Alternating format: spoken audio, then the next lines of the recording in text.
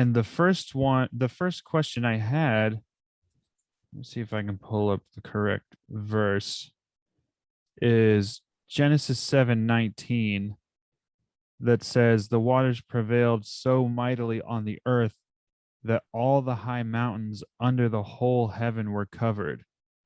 So to me, if I'm just taking this verse as face value, it seems as though it says all the high mountains under the whole heaven, which I would assume is the entire sky that covers the entire earth.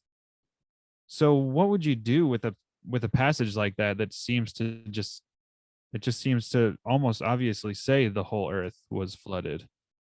Yeah, well, there again, you want to apply the biblical principle.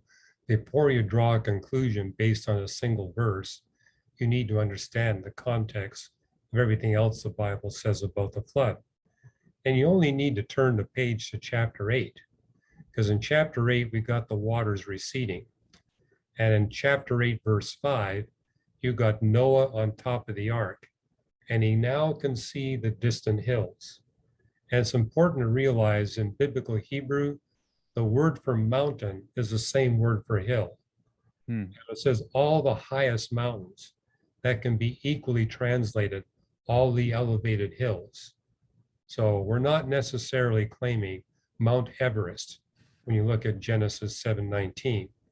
But Genesis 8:5, you got Noah finally able to see distant hills because of the receding of the waters. Later on, he releases a dove. That's in verse 9. And when he releases the dove, what does the text say? It says the dove was flying over the floodwaters, and the dove could only see water over the entire face of the earth. It's the same phrase that you see in Genesis 7:19. So as I go back to Genesis 7:19, it means what's happening is Noah's on top of the ark, and all he can see is water from one horizon to the other. All the hills that he was used to are now covered with water. Now, that tells us, as a minimum, the flood that he was dealing with had to be at least several hundred feet high, maybe even more than 1,000 feet high, in order that everything that he was familiar with in terms of hills and mountains was covered with water. But that's the context.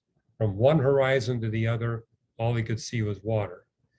Genesis 8:9, that dove from one horizon to the other, the dove could only see water, which also tells me that in that passage, the dove had to be flying over the water at a lower elevation above the water than Noah was on top of the ark.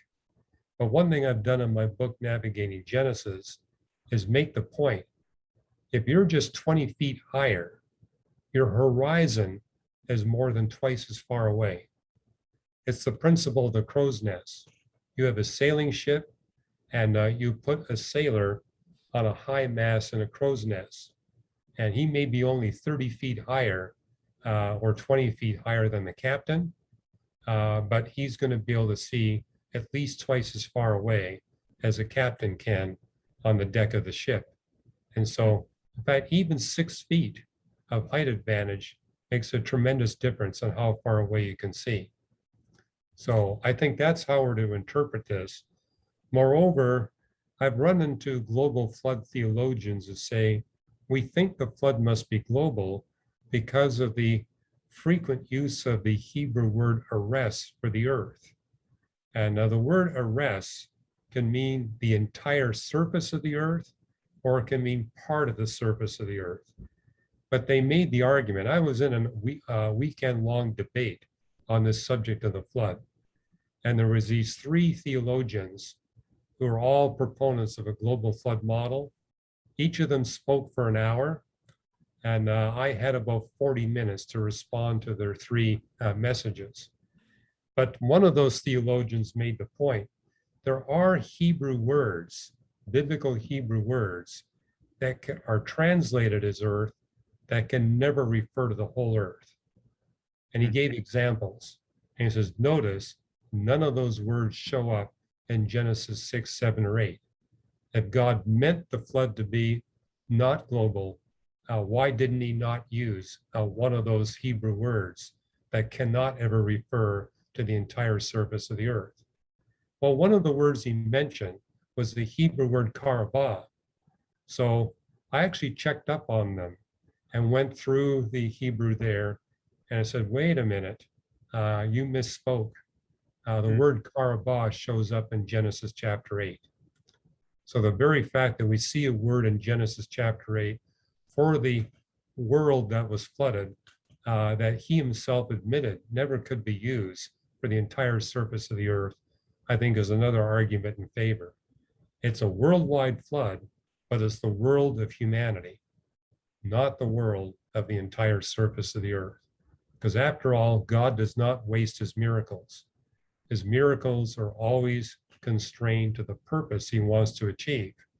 And his ultimate purpose in bringing about the flood of Noah was to wipe out the world of ungodly people and all the damaged soulish animals that were with him.